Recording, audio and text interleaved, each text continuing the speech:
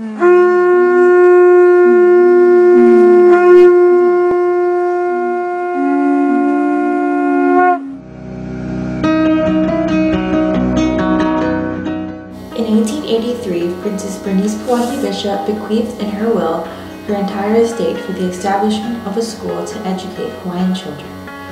Born on December 19, 1831, Princess Pauahi was the daughter of High Chiefs Abner Pauahi and Laura Kumia, and great-granddaughter of Kamehameha I, the great warrior chief that united the islands under his rule in 1810.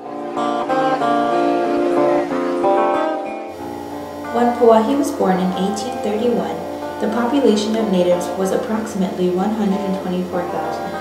But by the time she wrote her will in 1883, the native population had plummeted to a mere 44,000. This was due largely to the arrival of Captain James Cook in 1778, at which time the introduction of foreign influences overtook and weakened the traditional Hawaiian way of life.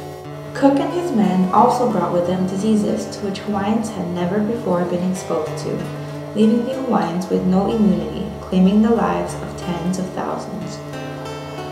This decline greatly saddened and deeply troubled Princess Pauahi, and she believed that the lack of education of her people exacerbated that decline. It was her hope that there would be a turning point through education and the adoption of traditional Christian habits that the native population would once again flourish. Now, how does any of this have to do with me? Well, in the fall of 2002, I received a letter in the mail that, little did I know at the time, would come to shape the rest of my life. It was my acceptance letter into the 7th grade at Kamehameha School's Kapalama campus. Up until this point, I didn't know very much about the school, besides what my relatives had told me. My grandma and uncles and aunts had graduated from there, and made it clear to me that getting into the school was a big deal. But still the question as to why was never really answered. And if you would have asked me what was so unique about my school as I was a student there, the best answer I probably could have come up with was the uniforms. And honestly, they weren't unique in a good way.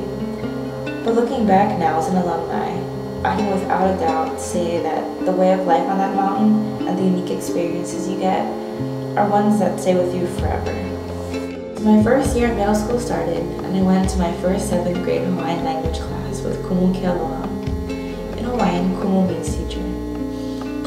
And this class was my first step into the Hawaiian culture.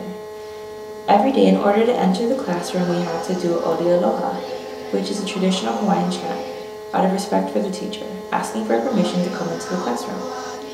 And based on our performance of this Oli, if we showed ho'ihi, or respect toward this teacher, by not playing around and saying the Oli correctly, the Kumu would welcome us and respond to us with a welcoming chant, allowing us to enter. But if we didn't show ho'ihi and we were playing around and not focused, she wouldn't Oli back to us. And at that point, we would have to Oli over and over and over again until she felt we were ready to come into the classroom.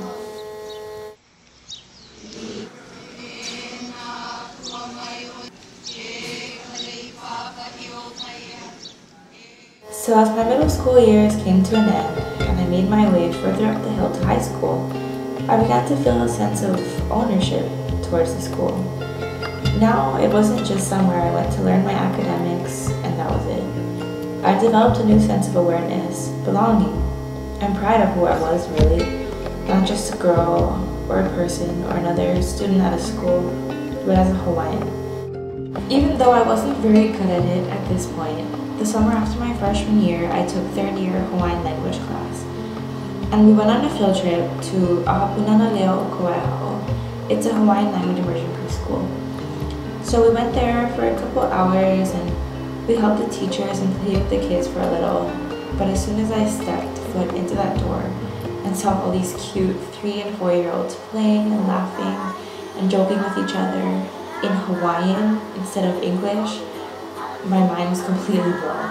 I didn't even know that that existed at that point, and when I saw it, something hit me and I knew I had to be a part of this.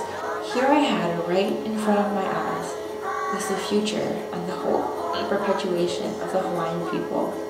It dawned on me that if we wanted our culture to continue and strive, it was the keiki, the kids, that we would have to focus on. And that was the exact moment that it clicked, and I knew to become a teacher.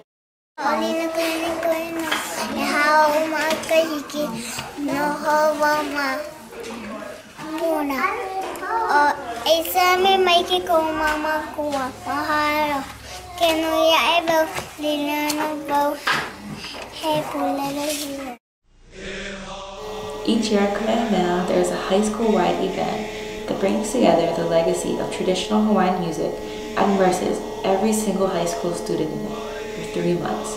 It's called Song Contest. So the way that Song Contest works is that each year, a different theme or composer is chosen to honor, from which each class, freshmen, sophomore, juniors, and seniors, choose 3 songs sung completely in the Hawaiian language to arrange into a 4-part harmony and then perform live on television in front of a statewide audience.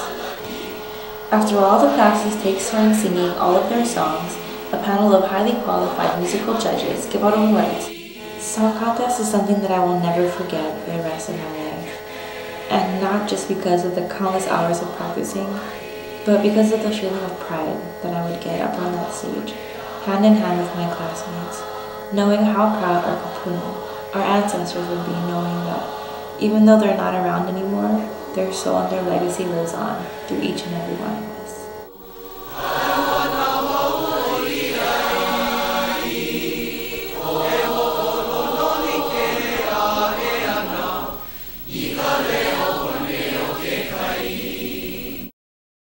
So many of the encounters and experiences at Kamehameha taught me to give back to those who have helped me get where I am today. This value is taught to all at Kamehameha from a very young age, from the smallest preschooler to the headmaster and all the trustees. Every year on December 19th, the entire school gathers in the gymnasium to take the time to pause and remember our founder, Mahalo Pauahi. As a senior, Founders Day starts at Mauna Ala, the royal mausoleum and burial site of Prince Pauahi and her family. Side by side, all as beneficiaries, students, staff, and trustees paid tribute to Pauahi and her legacy. Following our visit to Mauna Ala, we all returned to Keikomo'opiko Gymnasium, where the entire school, pre-K to 12th grade, gathers to take time to remember our founder. We sing mele, traditional song, and du'oli, or chants, dedicated to her to show our appreciation.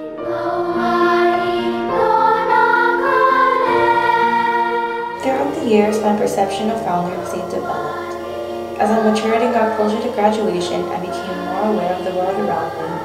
I began to understand how lucky I was to be in a place of people coming from all different kinds of backgrounds, personalities, and interests, and yet we were all the same. Every single one of us was Hawaiian and came from that same common thread. Now that my precious time at Kamehameha has come and gone, there isn't a moment in time that I forget how much I have been blessed by Keali'i Pauahi's loving and caring heart. I've been blessed with newfound knowledge, cultural appreciation, friends, and memories to last a lifetime. But most of all, I've been entrusted a responsibility to use all she has given me to give back to the Hawaiian community.